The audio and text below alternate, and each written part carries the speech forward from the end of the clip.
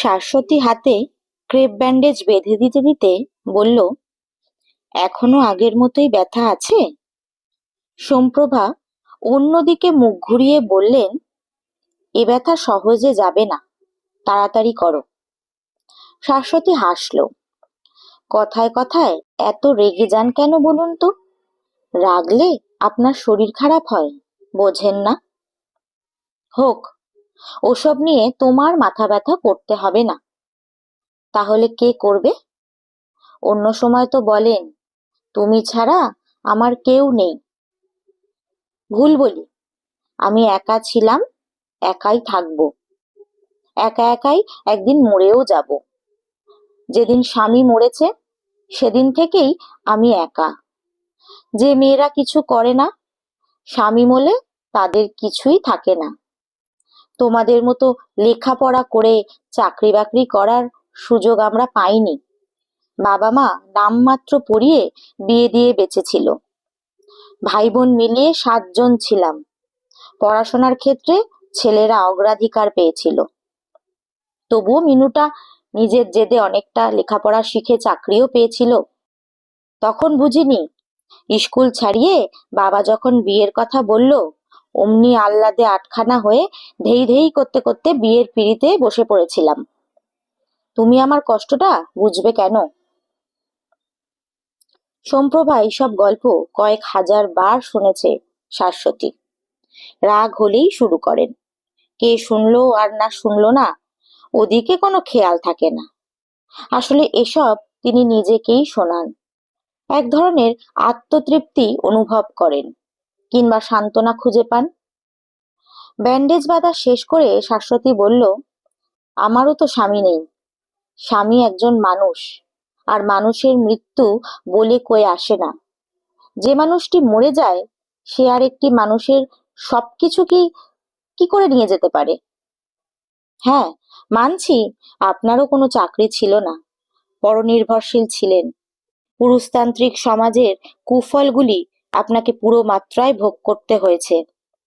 কিন্তু আপনি বেশ কিছু ভালো মানুষের সান্নিধ্যও পেয়েছেন। সবাই সবটা পায় না। যেটুকু পাওয়া যায় সেটুকু আঁকড়েই বাঁচতে হয়, তাই না? তা ঠিক। মান্টি একটা গান চালায়, সব পেলে নষ্ট জীবন। আমি শুনি। বেশ লিখেছে ছেলেটা। শাশ্বতী বুঝতে পারল রাগ কমছে ভদ্রমহিলার। আগে এতটা ছিল না। 70 পেরোনোর পর থেকে চিড়চিড়ে ভাবটা বেড়েছে। মেনে নিয়েছে শাশ্বতী। রাগ পড়লে মাটির মানুষ। রণজিৎ অসম্ভব ভালোবাসতো মাকে।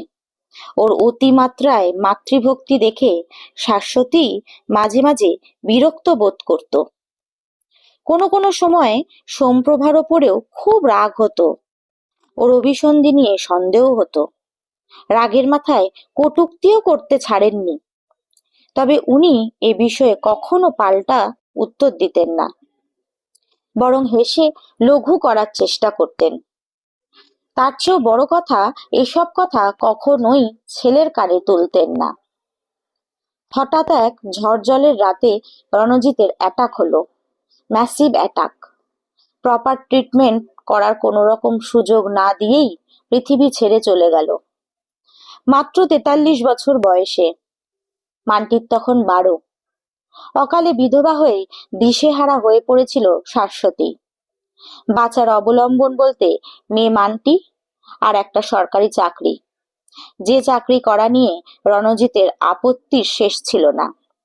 বারবার বলতো, আমি থাকতে তোমার চাকরি করার কি খুব প্রয়োজন? তুমি ঘর সংসার সামলাও। সোমপ্রভা মুখে কিছু না বললেও মনে মনে রণজিৎকেই সমর্থন করতেন। বোঝানোর চেষ্টা করতেন, মেয়ে মানুষ বাইরে গেলে সংসারের বাঁধন আলগা হয়। কিন্তু শাশ্বতী কখনোই এই একটা জায়গায় নত হতো না।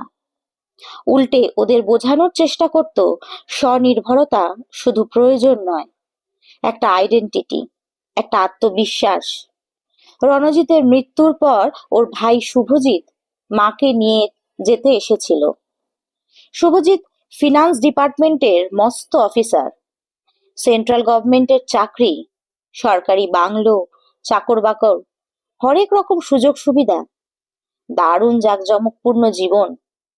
সেই সময় এক রাতে সোমপ্রভা শাশ্বতীর ঘরে এসে কাতর গলায় বলেছিলেন, বৌমা, তোমার সঙ্গে আমার একটা জরুরি কথা ছিল, একটু শুনবে? শাশ্বতী অবাক হয়ে বলেছিল, কি কথা? তুমি আমাকে রাখবে মা?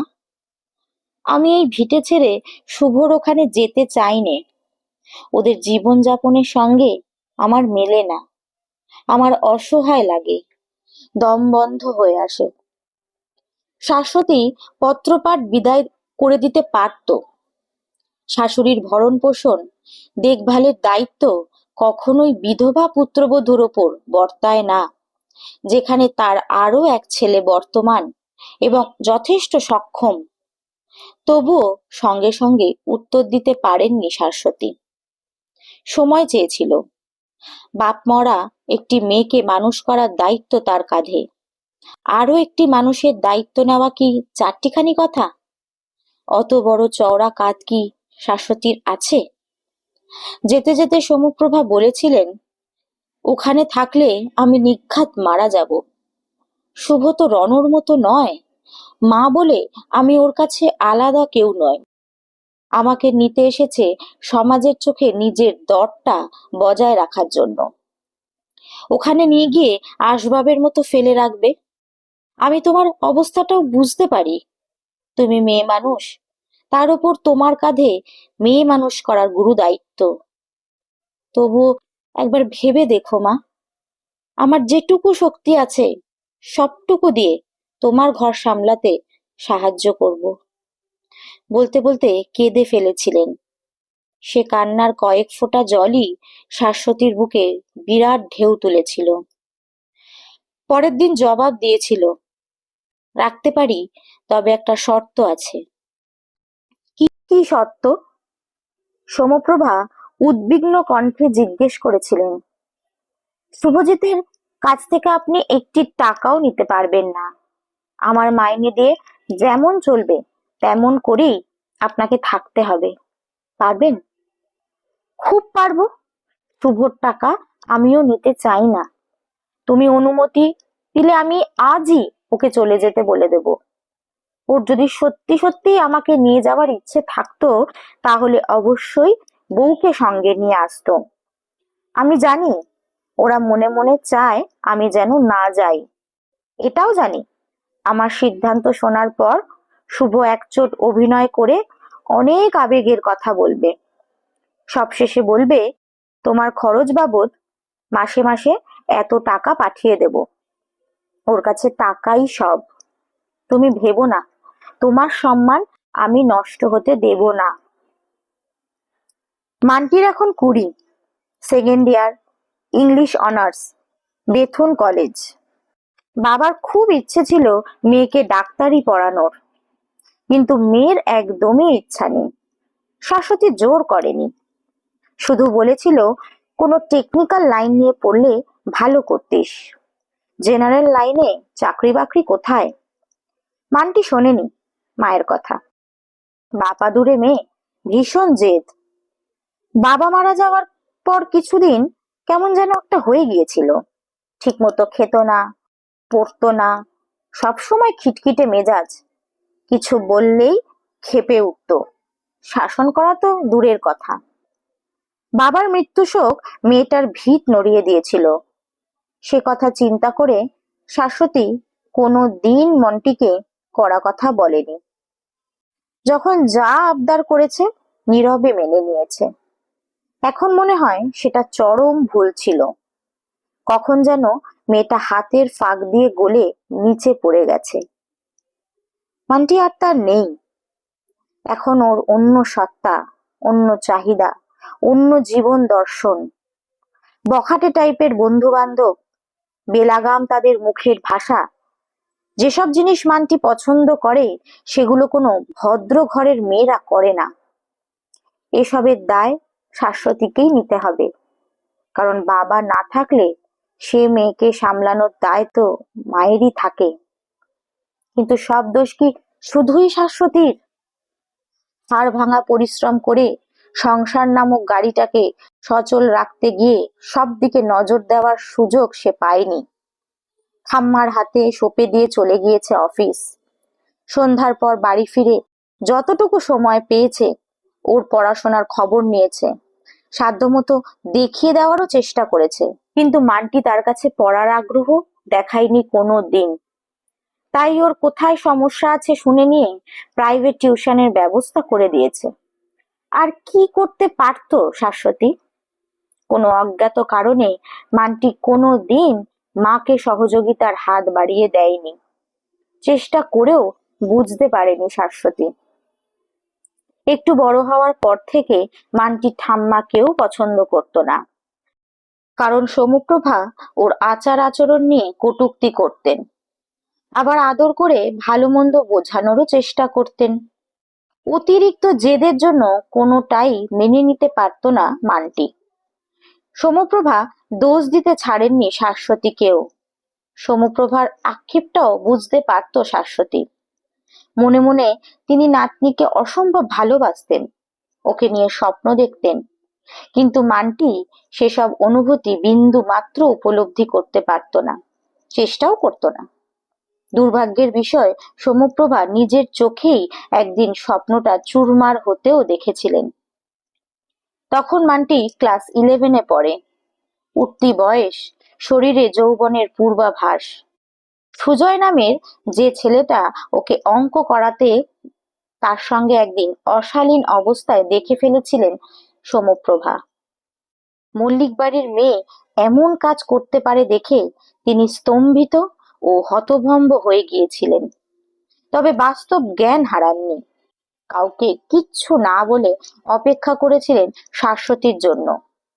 শাশ্বতী বাড়ি ফিরলে সব খুলে বলেছিলেন। শুনে রক্ত মাথায় উঠে গিয়েছিল শাশ্বতীর। রাগে তক্ষুনি মান্টিকে গিয়ে ঠাস ঠাস করে দুটো চড় মারার জন্য উদ্যত হয়েছিল, কিন্তু পদ আগলে দাঁড়িয়েছিলেন সেই সমুপ্রভাই। দায়িত্বশীল ভূমিকা নিয়ে বলেছিলেন, আমাদের ঘরের মেয়ে, বদনামটা আমাদেরই বেশি হবে বৌমা। লোকে আমাদেরকেই ছিছি করবে। ছেলে মেয়ে মিলে কিছু করলেও সমাজ মেয়ের দোষটাই আগে দেখে। বিপদ বুঝলে ছেলেটা কিন্তু পালিয়ে যাবে, কিন্তু আমাদের সে রাস্তাও নেই। শাশ্বতী রাগে, অপমানে, লজ্জায় কেঁদে ফেলেছিল। এখন তবে আমি কি করব?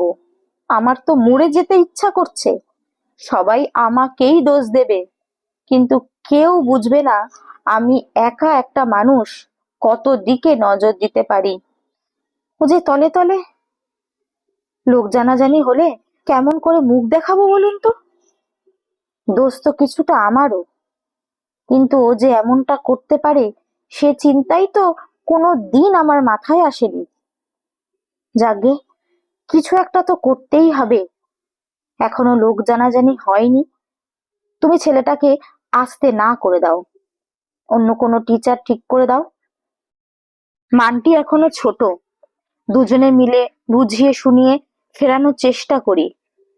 শরীরের একটা অঙ্গে পচন ধরলেও প্রথমেই তো কেউ কেটে ফেলার কথা ভাবে না। বুঝিয়ে বললে আমার কথা নিশ্চয়ই শুনবে। সমপ্রভার কথা শোনেনি মান্টি। মান্টির প্রতি সমস্ত বিশ্বাস, সমস্ত আস্থা ধূলিসাৎ হয়ে গিয়েছিল সমপ্রভার। নিজের কৃতকর্মের জন্য এতটুকু অনুতপ্ত হয়নি মান্টি। উল্টে সারা দিন ক্যাটক্যাট করে কথা শোনানোর জন্য সমপ্রভাকে উদ্ধতভাবে বেশ কিছু অপমানজনক কথা শুনিয়েছিল। সেসব শোনার পর শাশ্বতী আর নিজেকে ধরে রাখতে পারেনি। সপাটে ওর গালে চড় বসিয়ে বলেছিল, বাপ মরা মেয়ে বলে তোকে এতদিন কিছুই বলিনি। তোকে খুশি রাখার জন্য কি না করেছি আমরা, সেটাকে দুর্বলতা ভেবে তুই যা খুশি তাই শুরু করেছিস। কিন্তু অনেক সহ্য করেছি, আর নয়। এ বাড়ির একটা মান সম্মান আছে, সবাই উঁচু নজরে দেখে। সেটা নিয়ে ছিনিমিনি খেললে আমি নিজের হাতে বিষ দিয়ে তোকে মেরে ফেলবো। এসব শাশ্বতীর রাগের মাথায় বলা কথা ছিল, অন্তরের কথা ছিল না। কোনো মা সন্তানের মৃত্যু কামনা স্বেচ্ছায় করে না। কিন্তু মানটি কি বুঝলো কে জানে, সেই রাতেই বিষ খেলো। পরিমাণ কম ছিল বলে সে যাত্রায় বেঁচে গেল, কিন্তু দুটো মানুষের জীবনী শক্তি কমিয়ে দিল বেশ খানিকটা। আরো অসহায়, আরো যুবথুবু হয়ে গেল দুজনেই। মানটি যে তাদের বেঁচে থাকার একমাত্র অবলম্বন, কিন্তু মানটি সেটা বুঝতেই পারে না, আর বুঝতে চায়ও না। হঠাৎ করেই এক অলৌকিক কাণ্ড ঘটে গেল যেন। মৃত্যুর পদশব্দ শুনে ফিরে আসা মানটি বলল, আমি আরো পড়তে চাই, জীবনে কিছু করতে চাই। সে কথা শুনে কেঁদে ফেলেছিলেন সৌম্যপ্রভা। শাশ্বতীও বিশ্বাস করতে সময় নিয়েছিল। উচ্চ মাধ্যমিক পরীক্ষায় আহামরি রেজাল্ট না করলেও ভালোভাবেই পাশ করে গেল। নিজের পছন্দ মতো ইংরেজি অনার্স নিয়ে ভর্তি হলো। শাশ্বতীর খুব একটা ইচ্ছা না থাকলেও দৌড়ঝাঁপ করে ব্যবস্থাও করে দিল। কলেজে ঢোকার পর আবার পাল্টে গেল মানটি। ততদিনে ওর শরীরে পূর্ণ মাত্রায় যৌবন প্রবেশ করে ফেলেছে। ও উদ্ধত, যৌবনকে প্রশ্রয় দেওয়া পোশাক আশাক ওর খুব পছন্দের। সৌম্যপ্রভার চোখে ভীষণ লাগে, কিন্তু ওর সুইসাইড অ্যাটেম্পটার পর বেশ কিছু বলতে সাহস পান না। বলবো না করতে করতে একদিন বলেই ফেললেন, একটু ঢিলে ঢালা পোশাক পরতে পারিস না? তোর ড্রেস দেখে তো আমারই লজ্জা লাগে। তোর নিজের কি কিচ্ছু মনে হয় না? মানটি খিলখিল করে হেসে উঠেছিল। কি মনে হবে, এটাই তো ট্রেন্ড। মডার্ন ফ্যাশন অ্যাডাপ্ট করতে না পারলে সবাই তোমাকে গাইয়া তকমা সেটা দেবে। তাছাড়া ঠাম্মা, তোমাদের ওল্ড 60-70s এর দিকেও কিন্তু এমন পোশাক ছিল। হেলেনকে দেখোনি? তোমরা পড়তে পারোনি সেটা তোমাদের দোষ। কথায় কথায় একটা জেনারেশন উচ্ছন্নে গেল বলে জিগির তোলো। That is not fair. একটু উপভোগ করতে না পারলে কিসের জীবন, কিসের বেঁচে থাকা?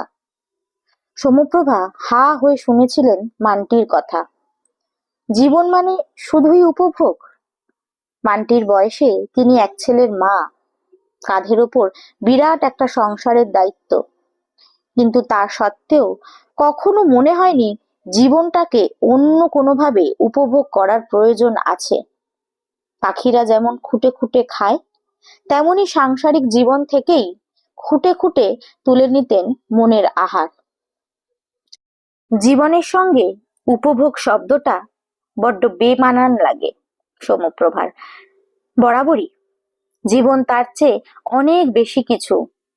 জীবন কি সত্যি এসব চায়? উপভোগ নামক তুচ্ছ বস্তুটির কাছে নতি স্বীকার করলে মান কমে যায় জীবনের। মানুষের কাছে জীবনের প্রত্যাশা অনেক বেশি থাকে বলেই এতকাল জেনে এসেছেন সৌম্যপ্রভা। তবে তার চোখে যেটা বেমানান, সেটা সবার চোখে বেমানান নাও হতে পারে। সময় পাল্টায়, পৃথিবীর বুকে নতুন জেনারেশন আসে, নতুন নতুন ধ্যান ধারণার জন্ম হয়। আগে একেবারেই মানতে পারতেন না, এখন অনেকটাই মেনে নেন। তবে বহুকালের গড়ে ওঠা একটা সংস্কার সহজে তো যায় না। বুঝতে পারেন সেটার পরিসমাপ্তি একমাত্র মৃত্যু দিয়েই সম্ভব। আবার এক ঝড়জলের রাতে শ্বাসকষ্ট শুরু হলো সৌম্যপ্রভার। পাড়ার কয়েকটি পরিচিত ছেলের সহায়তা নিয়ে তাকে হসপিটালে ভর্তি করালো শাশ্বতী। বেশ কিছু টেস্ট করানোর পর ডাক্তারবাবু বললেন, স্বর্ণালীতে পলিপ। ট্রিটমেন্ট শুরু হলো। প্রথম দিকে ভালোই সাড়া মিললেও হঠাৎ এক রাতে বাড়াবাড়ি শুরু হলো। ডাক্তারবাবু চেস্ট পাম্প করে শেষ চেষ্টা করলেন, কিন্তু সেই সময় মুখ দিয়ে রক্ত উঠে সৌম্যপ্রভার লড়াই থেমে গেল। খবর পেয়ে দিল্লি থেকে ছুটে এলো ছোট ছেলে শুভজিৎ, এবার সস্ত্রীক সপরিবার। শুভজিতের তত্ত্বাবধানে ঘটা করে পরলৌকিক ক্রিয়াকর্ম সম্পন্ন হলো। মায়ের আত্মা যাতে স্বর্গে স্থান পায়, তার জন্য যা যা করণীয় সবই চরম নিয়ম নিষ্ঠা মেনে করলো।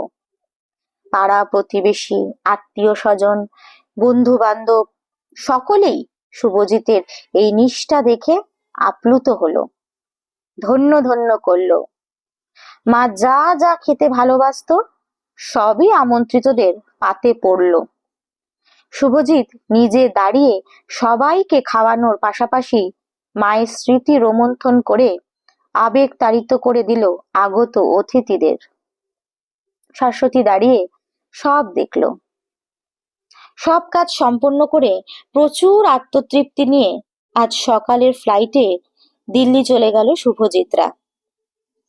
এ কয়েকদিন বুঝতে পারেনি, কিন্তু ওরা চলে যেতেই শাশ্বতী টের পেল একটা মানুষ কতটা নৈঃশব্দ তৈরি করতে পারে।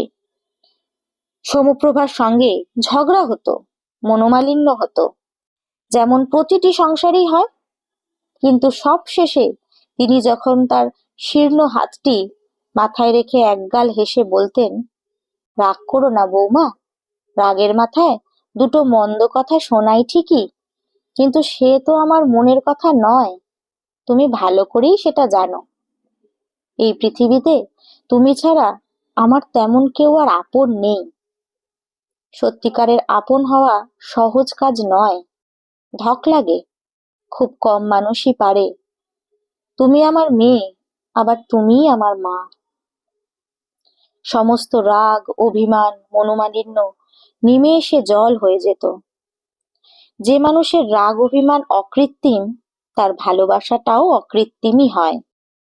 কোনো কোনো দিন শাশ্বতীর খুব ইচ্ছে হতো ওকে জড়িয়ে ধরে কিছুক্ষণ চুপচাপ বসে থাকতে, ওর হৃদস্পন্দন অনুভব করতে, কিন্তু কোনো অজ্ঞাত কারণে কোনো দিন তা করে উঠতে পারেনি। এক মন সমর্পিত, আবার অন্য মনে কোথাও যেন দ্বিধা। ঠিক এই কারণেই কি মানুষের ঈশ্বর লাভ হয়ে ওঠে না? মানুষটা তো তার যা কিছু সঞ্চয় সবই উজাড় করে দিয়েছিল, তার জন্য এইটুকু কেন করতে পারেনি শাশ্বতী? অন্তত একটা দিনের জন্য। নিজের আজ ভীষণ অপরাধী বলে মনে হলো। মা, আমি দিল্লি গিয়ে ফ্যাশন ডিজাইনিং এর কোর্স করতে চাই। মান্টির কথা শুনে শাশ্বতী হাতের কাজ করতে করতেই বলল, তাহলে এখানকার পড়ার কি হবে? মাঝপথে ছেড়ে দিবি? মান্টি বলল, জেনারেল কোর্স করে নিজের পায়ে দাঁড়ানো খুব মুশকিল। সব কমপ্লিট করে একটা চাকরি পেতে পেতে বুড়ি হয়ে যাব। অত ধৈর্য আমার নেই, শর্ট টাইমে কিছু একটা করতে হবে। এই কথাটা আমি কিন্তু প্রথমেই তোকে বলেছিলাম, তুই তখন শুনিসনি। যাকগে, ফ্যাশন ডিজাইনিং এর কোর্স কি কলকাতাতে হয় না? দিল্লি যাওয়া কি খুব দরকার? মান্টি বলল, তার কারণ অবশ্যই আছে। দিল্লিতে গেলে কাকু সমস্ত ব্যবস্থা করে দেবে। তুমি তো জানো কাকুর কতটা হোল্ড। কাকু চাইলে যে কোনো ইনস্টিটিউটে এক চান্সে ভর্তি করিয়ে দিতে পারবে। কাকু ওর সোর্স কাজে লাগিয়ে আমাকে কাজ পাইয়ে দেওয়ার ব্যাপারেও হেল্প করবে বলেছে। কাকিমাও হেল্প করবে বলেছে। এখানে এসব সুযোগ কোথায় পাবো? কাকু কাকিমার সঙ্গে এত কথা হয়েছে? কই, আমাকে তো আগে বলিসনি। সময় পেলাম কোথায়? ঠাম্মার শোকে তুমি এতদিন যেভাবে নেতিয়েছিলে, আর বলার সাহস পাইনি। তোমার সবকিছুতেই একটু বাড়াবাড়ি। ঠাম্মার তো যথেষ্ট বয়স হয়েছিল। বয়স্ক মানুষ মরলে কি শোক করতে নেই? কেন থাকবে না? আমিও তো কেঁদেছি, কিন্তু সবকিছুরই তো একটা লিমিট রাখা দরকার, তাই না? তোমার ওই অবস্থা দেখে অনেকেই হাসাহাসি করছিল। তোমার ওই অবস্থা দেখে কাকুরা একটা কাজের কথাই বলে উঠতে পারেনি। শেষমেশ আমাকেই দায়িত্ব দিয়ে গেছে। শাশ্বতী ভুরু কুচকে বলল, কি দায়িত্ব? কি কথা? মান্টি বিজ্ঞদের মতো বলল, বলছি, আমি কাকুর কথার সঙ্গে একমত, সেই জন্যই অবশ্য দায়িত্বটা নিয়েছি, নইলে নিতাম না। তুমি ও ঠাম্মা কেন জানি না সবসময় আমার কথায় নেগেটিভ অ্যাঙ্গেলই তো দেখো। আশা করি এই কথাটা পজিটিভলি নেবে। যাগে, ওসব কথা থাক। Now I am coming to the point. আসলে কাকু একটা প্রপোজাল দিয়ে গেছে। কাকুর ইচ্ছে আমাদের এই বাড়িটা কোনো প্রমোটারকে দিয়ে দেওয়ার। একজন পরিচিত প্রমোটারের থেকে একটু আইডিয়াও নিয়েছে। এই বাজারে এই রকম একটা ঢাউস বাড়ি আগলে বসে থাকার তো কোনো মানে হয় না। কাকু যে আইডিয়াটা দিয়েছে তাতে একটা বিরাট অ্যামাউন্ট তো পাবেই, সেই সঙ্গে একটা নিউ মডেল ফ্ল্যাট। তোমার পজিটিভ পারমিশন পেলেই কাকু এগোতে পারবে। তুমি কি বলো? শাশ্বতী কিছুক্ষণ চুপ করে রইল, কোনো উত্তর দিল না। অধৈর্য হয়ে মান্টি বলল, এত ভাবার কি আছে? এর চেয়ে ভালো অফার আর কি হতে পারে? আমি যদি দিল্লিতে সেটেলড হতে পারি তাহলে আর ফিরে আসার কোনো প্রশ্নই নেই। ওখানেই একটা ফ্ল্যাট নিয়ে নেব, বাড়ি বিক্রির টাকা দিয়েই সেটা হয়ে যাবে। কাকু ডিসকাউন্টে ভালো ফ্ল্যাট জোগাড় করে দেবে বলেছে। তোমার যতদিন চাকরি আছে এখানে থাকবে, তারপর দিল্লিতে আমার কাছে চলে আসবে। সহজ হিসাব। শাশ্বতী এবার মৃদু হেসে বলল, তোরা তো অনেক দূর পর্যন্ত ভেবে ফেলেছিস। তোর কাকু এসব ভাবনায় আগাগোড়াই অনেক এগিয়ে, তোর বাবার ঠিক অপোজিট। তুই কাকুর ধারা পেয়েছিস, বিষয় সচেতন হওয়া ভালো। যাকগে, এবার আমার মতামত বলি। যার জন্য এই বাড়ি আগলে বসেছিলাম সেই যখন নেই, তখন বাধা দেওয়ার আর কোনো ইচ্ছেও আমার নেই। তোর বাবা মারা যাওয়ার পর তোর কাকু এই কথাটা একবার তুলেছিল, কিন্তু তখন তোর ঠাম্মা বাধা দিয়েছিলেন। তোর কাকুকে জানিয়ে দিস, আমার কোনো আপত্তি নেই। আনন্দে চকচক করে উঠল মান্টির চোখ। আনন্দের আতিশয্যে জড়িয়ে ধরল শাশ্বতীকে, চকাশ করে গালে একটা চুমুও খেয়ে ফেলল। নিজের মেয়ে, তবুও এই আদরটুকু নিতে বিব্রত বোধ করল শাশ্বতী। নিজের মা নয় বলেই কি সে এইটুকু দিতে পারেনি একজনকে? কাজ আছে বলে নিজেকে সরিয়ে নিল নিজের অজান্তেই। মানটি অবশ্য তাতে এতটুকু অবাক হলো না। ওর মুখে স্বার্থসিদ্ধির আনন্দ, চোখে দিল্লি যাওয়ার স্বপ্ন। কিছু একটা মনে পড়েছে এমন ভাব দেখিয়ে নিজের ঘরের দিকে চলে গেল। সম্ভবত আনন্দ বার্তাটা কাকু কাকিমাকে জানাতে গেল। মানটির এই সক্রিয়তা দেখে শাশ্বতীর খারাপ লাগলো না। কয়েকদিন পরেই এক সকালে মানটি বলল, ভর্তির ব্যবস্থা করে ফেলেছে কাকু, এবার আমাকে যেতে হবে। পরশু দুপুরের ফ্লাইট, টিকিটও রেডি। মানটির উচ্ছ্বসিত আনন্দের আড়ালে ঢাকা পড়ে গেল শাশ্বতীর কণ্ঠস্বর। অবাক হয়ে কিছুক্ষণ তাকিয়ে রইল মেয়ের মুখের দিকে। একা মা কি করে এত বড় বাড়িটাতে থাকবে সে বিষয়ে এতটুকু ভাবনাই এলো না ওর মনে। মায়ের প্রতি কি অসম্ভব নির্লিপ্ত নির্বিকার। তবু রাগ হলো না শাশ্বতীর। বয়স বাড়ার সঙ্গে সঙ্গে সে একটা জিনিস বুঝতে শিখেছে, কোনো কিছুতে অযথা রাগ করতে নেই। রাগ, মোহ, মায়া এসব থেকে বিচ্ছিন্ন হতে না পারলে জীবন দেখার তৃতীয় নয়ন খোলে না। জীবন থেকে বিচ্ছিন্ন হতে পারাটাই জীবনের সবচেয়ে বড় সাধনা। এ যেখানেই থাকুক, ছায়া পেতে গেলে সেই বিরাট বটবৃক্ষের তলায় আসতেই হবে সবাইকে। মানটিও আসবে একদিন। প্রখর রোদে না পড়লে ছায়ায় যাওয়ার চিন্তা মাথায় আসে না। এই দৈন্য ক্ষণিকের কোনো নির্দিষ্ট জেনারেশনের দায় নয়। মানটি যেদিন বাড়ি থেকে বেরিয়ে দিল্লির উদ্দেশ্যে রওনা দিল, শাশ্বতী হাসি মুখে ওকে বিদায় দিল। ঈশ্বরের কাছে ওর মঙ্গল যাত্রা কামনা করে মনে মনে বলল, যাও পাখি যাও, পাখনা মেলে আকাশ দেখো। যদি আকাশের রং ফিকে লাগে কোনো দিন, ফিরে এসো আমার এই ছোট্ট কুটিরে। কেউ দেখলো না, কেউ শুনলো না, কেউ জানলো না। কথাগুলো অ্যাফার্মেশন হয়ে ঢুকে গেল শাশ্বতীর অবচেতন মনের গভীরে। সেই অ্যাফার্মেশন থেকে যে তীব্র তীক্ষ্ণ বিশ্বাসের জন্ম হলো, সেটাকে নস্যাৎ করার সাধ্য কোনো রক্তমাংসের মানটির আছে কি?